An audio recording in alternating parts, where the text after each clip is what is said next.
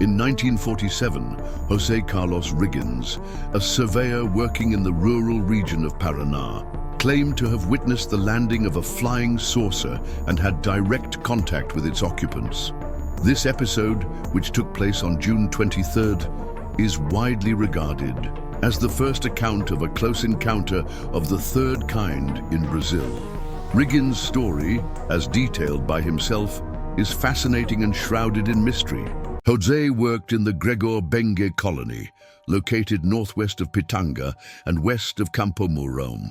He was accompanied by assistants on a surveying job. Around noon, a deep but soft sound caught the group's attention. They all looked to the sky, and according to Riggins' account, he saw something that made his hair stand on end.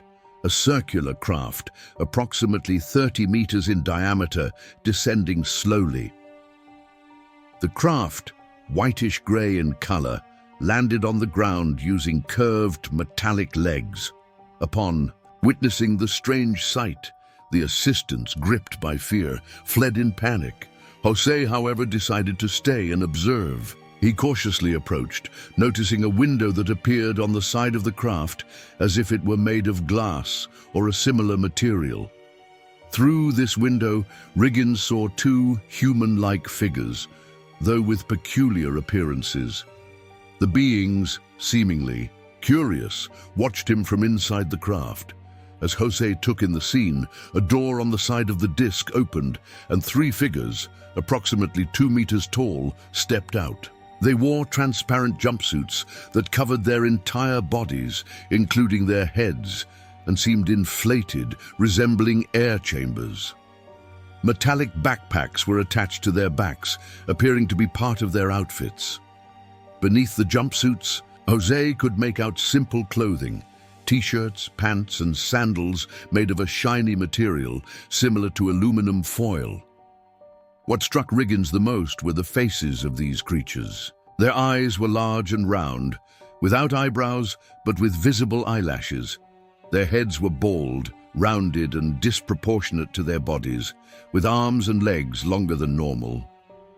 Despite their unusual appearance, José described them as beautiful and healthy beings. The three appeared identical, as if they were twins, and spoke among themselves in an unknown but melodious language.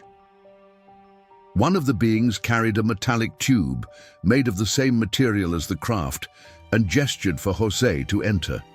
With agile and graceful movements, they positioned themselves in a triangle around Riggins. Intrigued but apprehensive, he approached the entrance of the craft. Inside the disc, he observed a small compartment with an additional door and small round portholes on the walls. He attempted to communicate using gestures, asking where they would take him.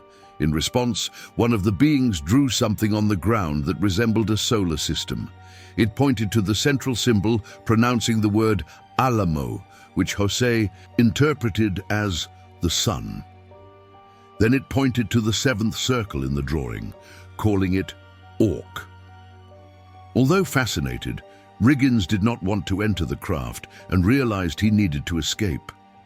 Noticing that the beings seemed to avoid direct sunlight, he walked toward a shaded area, leading them with him. It was then that José had an idea. He took a photo of his wife from his pocket and gestured, indicating that he needed to fetch her before leaving with them. The beings seemed to agree and watched as he slowly walked away. Once out of sight, José hid behind a bush and observed the creature's behavior. Surprisingly, the beings began to play like children, jumping to great heights and effortlessly throwing large stones. After about 30 minutes, they returned to the craft. The disc took off, floating silently until it disappeared into the clouds. Still in shock, José recounted the incident to a few people, and the story quickly spread. Local newspapers covered the case with sensational headlines like "Martians land in Paraná." While some believed in the truth of his account, many dismissed it as a sensationalist invention by the press. Years later, investigations confirmed that José Carlos Riggins did indeed exist, and that the story aligned with his own words. His family revealed that he passed away on September 9, 1993, in a nursing home in Curitiba. It is possible that the family chose to shield him from mockery and media harassment during his final years.